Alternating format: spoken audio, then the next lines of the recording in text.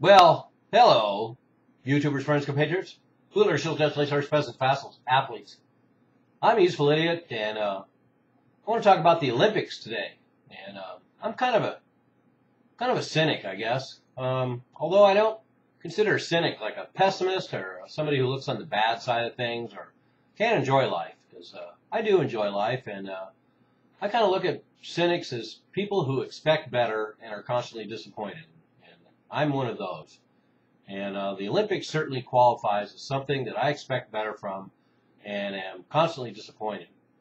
And let me say, I totally appreciate the idea of athletes getting together, representing their countries, and competing together, and putting all other considerations aside. That's a great thing. And for many, many decades, this event succeeded in that and represented that with a few notable tragedies, like the 70s Olympics in Munich, where terrorists did murder a whole bunch of Israeli athletes, and that was one of the saddest tragedies I've watched in my lifetime.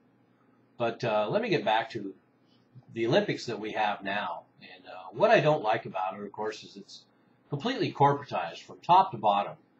You have a complete saturation of product placement. You have corporate sponsorship, and then you have these half-dead corporate entertainment icons being dragged out.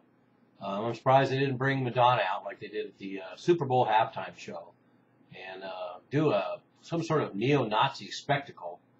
And then, of course, the ultimate irony is that McDonald's is sponsoring the Olympics, so we can call it Mick Olympics.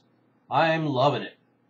And of course, you know, most athletes have a regular diet, steady diet of McDonald's food and fast food in general, so it makes complete sense. And it makes as much sense as the fact that here we have the Olympics that are supposed to represent the global village, the unity of the world, where we put all our problems aside and come together as human beings on this planet. But of course, this year we're doing it in a city that's completely in military lockdown with one of the largest private municipal armies ever assembled. And we have machine guns and missiles on rooftops, helicopters, tanks, soldiers, jets, and of course, thousands and thousands of surveillance cameras. So anyway, so much for the global village and unity of the world. And then, of course, we have the entire world engulfed in chaos and war and conflict and ethnic rivalries. And so the Olympics don't exactly reflect the reality of how people are behaving in the world right now. And then we have the athletes themselves. Of course, many of them are corporate sponsored, many of them are government subsidized. So it's hardly a level playing field. And then you have the sector of athletes who are complete professionals, which probably isn't appropriate for the Olympics. And then we have a bunch of them who are on drugs, which isn't appropriate for the Olympics. And then we have a bunch of them who are professionals who are on drugs, and that's probably not appropriate for the Olympics. But I think private, unsubsidized athletes who strive to be the best at their game have every place in the Olympics, and that's what we should return to. And but we live in an era as well where sports and competitive sports in the Olympics are just like everything else in business and government, where the ends justifies the means and winning is everything. So we get a lot of bratty behavior and not much nobility there. And then my last bit about the London Olympics is, of course, London is a city that's in Great Britain. Great Britain has just entered a second double dip recession, which, of course, in my view, is just the latest installment in their ongoing depression, which everybody is in.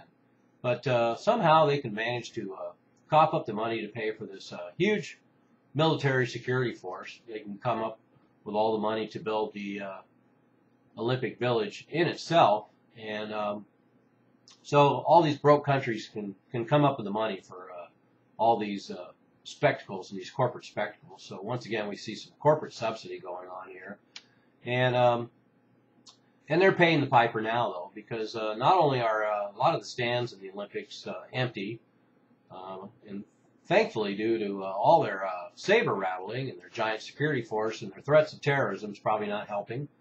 And then the fact that we're in the middle of a worldwide depression probably doesn't help get a lot of people over to the Olympics. And then, of course, they were expecting to have some windfall money coming into the British economy by tourist shopping. But there are no tourists, and the ones that aren't shopping. I guess the retail districts are a ghost town. So this is another flop for London, and they will suck up the losses on this, and it will just contribute to their continuing descent into economic collapse. So hey, here we go. Got the Olympics in the middle of a war zone in one of the biggest police state cities in the world, surrounded by a world in chaos, and nothing but corporate slogans as far as the eye can see. Wow, this is great. I can't wait to watch more. I'm a useful idiot. Don't you be one too.